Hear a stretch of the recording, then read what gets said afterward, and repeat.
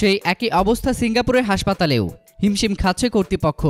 মারাত্মক হৃদরোগে আক্রান্ত আওয়ামী লীগের সাধারণ সম্পাদক এবং সড়ক পরিবহন ও সেতুমন্ত্রী ওবায়দুল কাদের এখন সিঙ্গাপুরের মাউন্ট এলিজাবেথ হাসপাতালে চিকিৎসাধীন।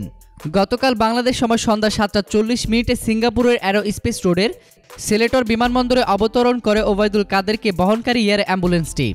সেখান থেকে সরাসরি মাউন্ট এলিজাবেথ হাসপাতালে নেওয়া হয় তাকে। চিকিৎসা নিতে আওয়ামী লীগের সাধারণ সম্পাদক ওবায়দুল কাদের মাউন্ট এলিজাবেথ হাসপাতালে আসছেন। গতকাল রোববারই এই সংবাদ প্রচার হয়। আজ তিনি এসেছেন জেনে মাউন্ট এলিজাবেথ হাসপাতালের চত্বরে ভিড় করেন স্থানীয় আওয়ামী লীগের নেতাকর্মী সহ শুভানুধ্যায়ীরা। গুরুতর অসুস্থ ওবায়দুল কাদের মাউন্ট এলিজাবেথ হাসপাতালে পৌঁছেছেন এমন খবর শোনার সঙ্গে সঙ্গে হাসপাতাল চত্বরে ভিড় করেন শতাধিক বাংলাদেশি। হাসপাতাল কর্তৃপক্ষকে ভিড় সামলাতে এই সময় হিমশিম খেতে হয়। এর আগে বঙ্গবন্ধু শেখ মুজিব মেডিকেল বিশ্ববিদ্যালয়ের করোনারি ইন্টেনসিভ ইউনিটে চিকিৎসাধীন থাকা অবস্থায় ওবায়দুল কাদেরের শরীরে সংক্রমণ রোধে সিসিইউতে প্রবেশ না করতে নির্দেশনা দেন প্রধানমন্ত্রী শেখ হাসিনা।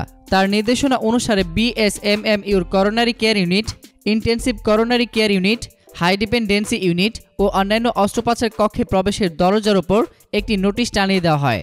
সেখানে লেখা হয়, honourable prime minister ordered not to enter in CCU, please cooperate আস।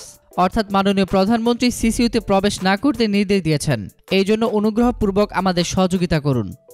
সড়ক পরিবহন ও সেতুমন্ত্রী ওবায়দুল কাদেরের শারীরিক অবস্থার সর্বশেষ খবরে আপডেট পেতে ফ্রিকি নিউজ চ্যানেলটি সাবস্ক্রাইব করে আমাদের সঙ্গেই থাকুন। ধন্যবাদ।